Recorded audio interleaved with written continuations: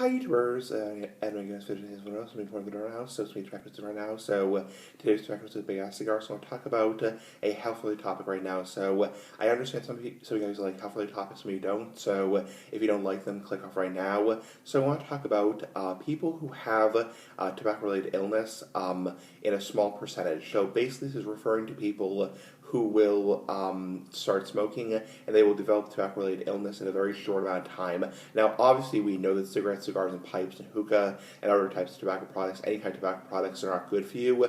That's why, in moderation, I recommend if you have to use tobacco products, I mean, don't start if you haven't started yet. So if you're not a tobacco user, don't start. Big ass cigar for life. But if you're somebody who has to use tobacco products, I recommend a pipe and or a cigar in moderation, once a day, maybe once a week, something like that. So you're not doing it excessively, you're not inhaling, you're not, you're taking good care of your oral hygiene. You are definitely doing it in moderation, so in a ventilated space. That's what I recommend. So if you have to use tobacco products.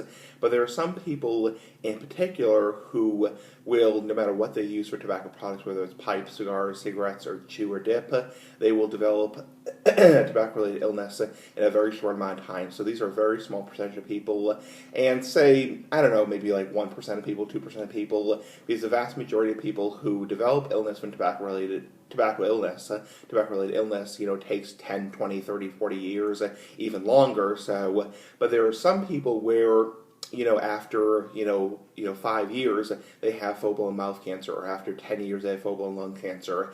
And it really is interesting because the vast majority of people, even though like the anti-smoking people like to glorify these people and say, look what happened to these people, do you realize it could happen to you?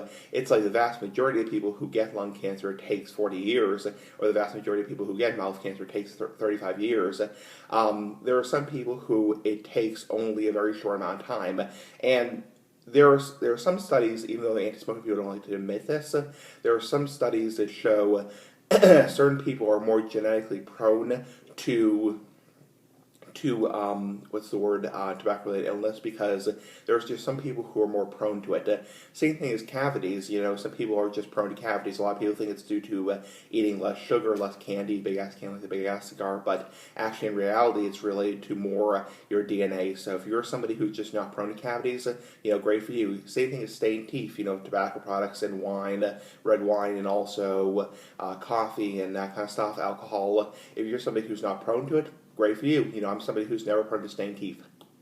My teeth are not stained at all, so I'm just somebody who's not prone to it. But I'm somebody who is more prone to the upper respiratory stuff. So give me your thoughts. Bye. Big ass cigar for life. Big ass tobacco for life. Bye. Tobacco Tuesday. Bye.